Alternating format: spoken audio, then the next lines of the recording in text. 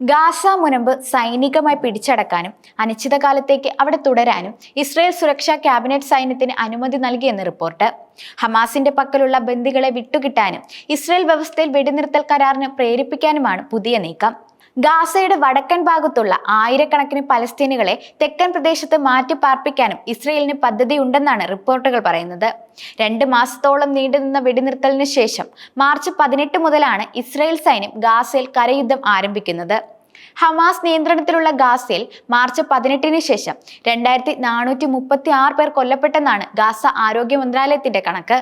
അടുത്ത ആഴ്ച US president Donald Trump മേഖലയിൽ സന്ദർശനം നടത്തുന്നുണ്ട്. ഇത് കഴിഞ്ഞാൽ തീവ്രകര യുദ്ധം ആരംഭിക്കാനാണ് പദ്ധതിയെന്ന് ടൈംസ് ഓഫ് ഇസ്രായേൽ റിപ്പോർട്ട് ചെയ്യുന്നുണ്ട്.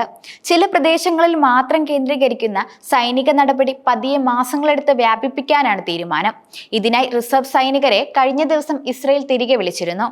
എന്നാൽ ആക്രമണത്തിന് മുൻപ് ബന്ദികളെ മോചിപ്പിക്കാനും വെടിനിർത്തൽ കരാറിലെത്താനും ചർച്ചകൾ നടക്കുമെന്നും റിപ്പോർട്ടുണ്ട്. ഗാസയിലുള്ളവർക്ക് അന്താരാഷ്ട്ര സമൂഹം എത്തിക്കുന്ന സഹായം ഹമാസ് കൈക്കലാക്കുകയാണെന്ന ആരോപണവും ഇസ്രായേൽ ഉന്നയിച്ചിട്ടുണ്ട്. പലസ്തീനികൾക്കുള്ള സഹായ വസ്തുക്കൾ ഹമാസ് സ്വന്തം ആവശ്യത്തിന് ഉപയോഗിക്കുന്നുവെന്നും അന്താരാഷ്ട്ര ഏജൻസികളെ ഒഴിവാക്കി സൈന്യം തന്നെ സഹായം വിതരണം ചെയ്യണമെന്നുമാണ് ഇസ്രായേൽ നിർദ്ദേശം. മാർച്ച് 18 കരയുദ്ധം ആരംഭിച്ച ശേഷം ഗാസയിലേക്ക് സഹായം എത്തിക്കുന്നത് ഇസ്രായേൽ തടഞ്ഞിട്ടുണ്ട്. എന്നാൽ ഇസ്രായേൽ മേൽനോട്ടത്തിൽ സഹായ വിതരണം ചെയ്യണമെന്ന നിർദ്ദേശം ഐക്യരാഷ്ട്രസഭയും ഹമാസും നിരാകരിക്കുകയായിരുന്നു. മാനുഷിക സഹായത്തെ സൈനികവൽക്കരിക്കുന്നത് ശരിയല്ലെന്നാണ് UN-ന്റെ നിലപാട്. അതേസമയം തീവ്ര സൈനിക നടപടിക്ക് മുതിർന്നാൽ ഹമാസിന്റെ പക്കലുള്ള ബന്ദികളുടെ സുരക്ഷ അപകടത്തിലാകുമോ എന്ന ആശങ്കയും ഉയർന്നിട്ടുണ്ട്. ഇതിനുള്ള സാധ്യത ഇസ്രായേൽ സൈന്യം മന്ത്രിസഭയുടെ മുന്നിൽ അവതരിപ്പിച്ചെങ്കിലും സൈനിക നടപടിയുമായി മുന്നോട്ടു പോകാൻ തീരുമാനിച്ചെന്നാണ് റിപ്പോർട്ട്. തീവ്ര സൈനിക നടപടിയിലേക്ക് പോകുന്നത് ബന്ദികളുടെ ജീവൻ അപകടത്തിലാക്കുമെന്ന് കാട്ടി ഇവരുടെ ബന്ധുക്കൾ പ്രതിഷേധിക്കുന്നുണ്ട്. സൈനിക സമ്മർദ്ദം വഴി ബന്ദികളെ മോചിപ്പിക്കാമെന്ന പ്രതീക്ഷയിലാണ് നെതന്യാഹു സർക്കാർ. 2023 ഒക്ടോബർ 7 ഹമാസ് നടത്തിയ ആക്രമണത്തിൽ 251 പേരെയാണ് ബന്ദികളാക്കിയത്. ഇവരിൽ ഭൂരിഭാഗം പേരെയും മോചിപ്പിച്ചു. ഇനി 59 പേരാണ് ഹമാസിന്റെ പക്കലുള്ളത്. ഇതിൽ 35 പേർ കൊല്ലപ്പെട്ടതായി സംശയമുണ്ട്.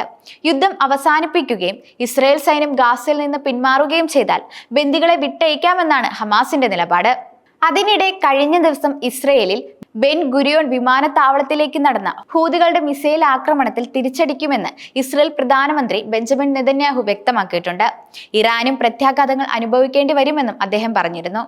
ഇസ്രായേലിനെ വേദനിപ്പിക്കുന്നവർക്ക് 7 മടങ്ങ് മറുപടി നൽകുമെന്ന് ഇസ്രായേൽ പ്രധാനമന്ത്രി ഇസ്രായേൽ കാറ്റ്സും പറഞ്ഞു. ഞായറാഴ്ചയാണ് ഇസ്രായേൽ വ്യോമ പ്രതിരോധ സംവിധാനങ്ങളെ കബളിപ്പിച്ച് യമനി ഹൂതികളുടെ മിസൈൽ വിമാനത്താവളത്തിന് സമീപം പതിച്ചത്. 8 പേർക്ക് പരിക്കേറ്റിട്ടുണ്ട്. ഇതേ തുടർന്ന് എയർ ഇന്ത്യ അടക്കമുള്ള വിമാന കമ്പനികൾ ഇസ്രായേലിലേക്ക് സർവീസ് നിർത്തിയിരുന്നു. എന്നാൽ അമേരിക്കയോ ഇസ്രായേലോ ആക്രമിച്ചാൽ ശക്തമായ തിരിച്ചടി നൽകുമെന്നാണ് ഇറാന്റെ മറുപടി. ഹൂതികളുടെ ആക്രമണത്തിൽ തങ്ങൾക്ക് പങ്കില്ലെന്നും ഇറാൻ പ്രതിരോധ മന്ത്രാലയം വ്യക്തമാക്കുന്നുണ്ട്. അതിനിടെ മിസൈൽ ആക്രമണത്തിന് പിന്നാലെ യമനിലെ ഹൂതി കേന്ദ്രങ്ങളിൽ US സൈന്യത്തിന്റെ വ്യോമാക്രമണം ശക്തമായിട്ടുണ്ട്.